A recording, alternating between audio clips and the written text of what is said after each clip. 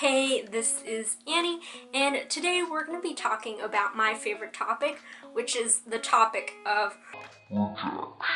And I think we can all agree that rejection feels really shitty, and it's kind of like how I'll feel really shitty if you don't hit the like and subscribe button, so be sure to hit that like button and subscribe because it does help the YouTube algorithm and it helps other people find this video.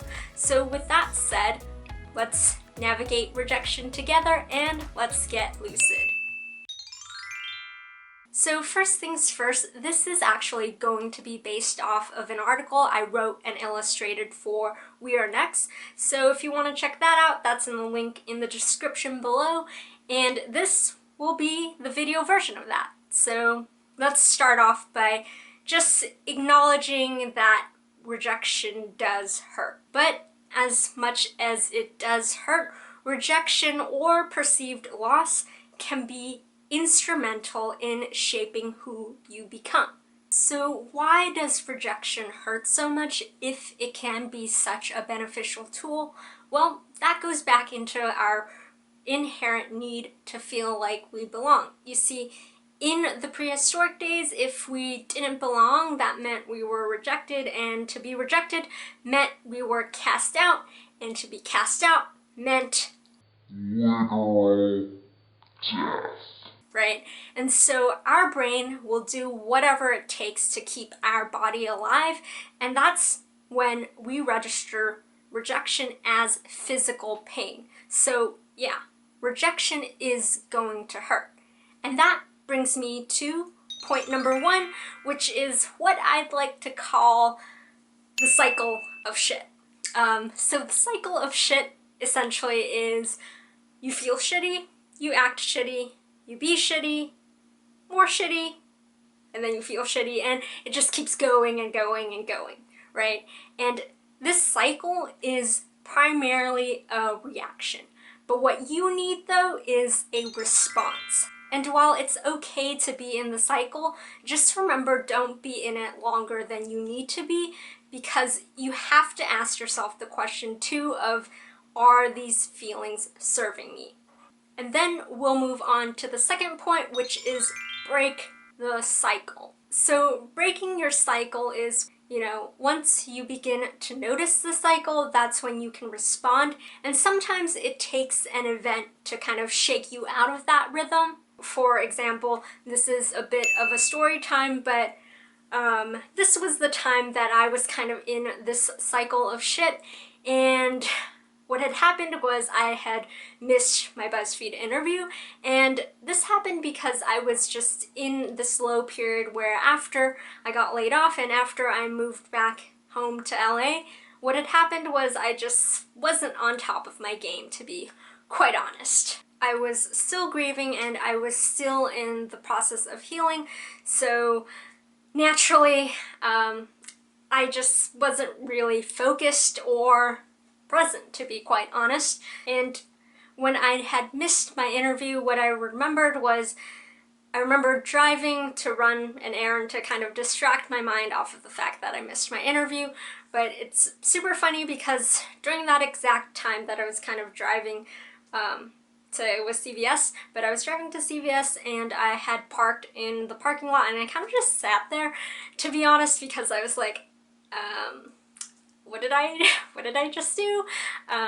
And the weather, just reflected the mood that I was feeling, which was at the time the weather was just super moody and it was just cloudy because it had been raining earlier in the day, and yeah, I was just like, wow.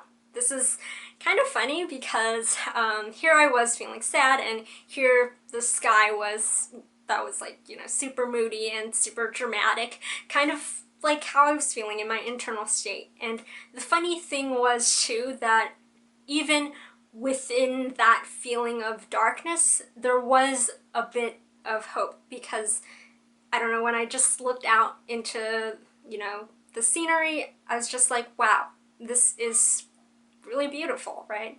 And so in that moment, I knew I had to change. That was my wake-up call. And this is what had helped me break out of this cycle. So tip number 1, remember to be honest, right? So don't overplay it and don't underplay it either, / don't exaggerate what had happened. Instead, be honest, right? And what I did in my case was I decided to own my story. And I did that by rewriting, the story that I told myself and my own narrative around everything that had happened. And that's the story of, from loser to lucid. More about that in link in the description if you want to check that out. And then the second tip is realize where rejection stems from, right? And so when we're talking about the topic of rejection, what it usually comes from is 2 things. One is, timing. Was that the right timing or was it not? If it's not, then you're gonna get a rejection. And then the second thing is, were you the best / the right fit? And if you weren't, well, you're probably gonna get rejected.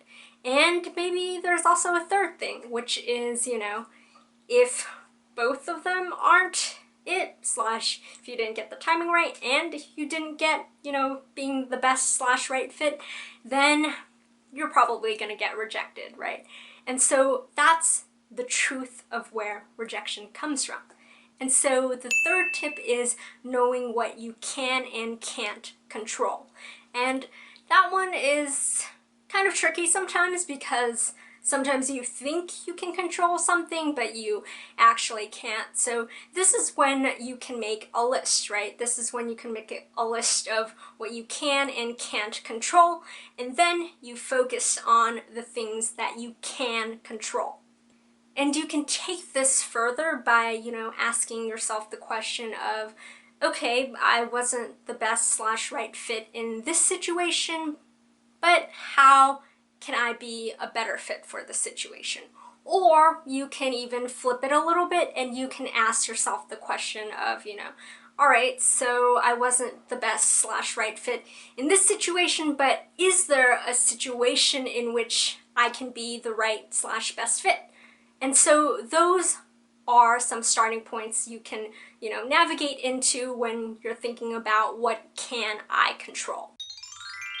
So those are the 3 tips on how to break your cycle. So tip number 1, be honest. Tip number 2, knowing where rejection stems from. And tip number 3, know what you can control and just focus on that. And to some, rejection does hurt. But just as you've easily slipped into the cycle, you can also break the cycle. But not with the same mindset that you had going into the cycle. Rather, you have to change that mindset. And this is actually, a quote off of Albert Einstein. Don't remember the quote exactly, but I'll place it here somewhere. And then the other thing too to remember is that, where we are now is always a collection of our past. And rejection can be an amazing teacher, and it can be a precursor to amazing things to come. But our choices, our decisions, and our responses, those are to be made in the now. So with all of that said, if you thought this video was helpful, please do share it around and like, share, comment, subscribe, everything that people say on this platform, I don't know. But thank you for watching, and until next time, take care, keep shining, and strive for lucidity. Bye. Reactions, nope. Okay, YouTube algorithm and this article, bleh. So, rejection, bleh. Okay. And to some,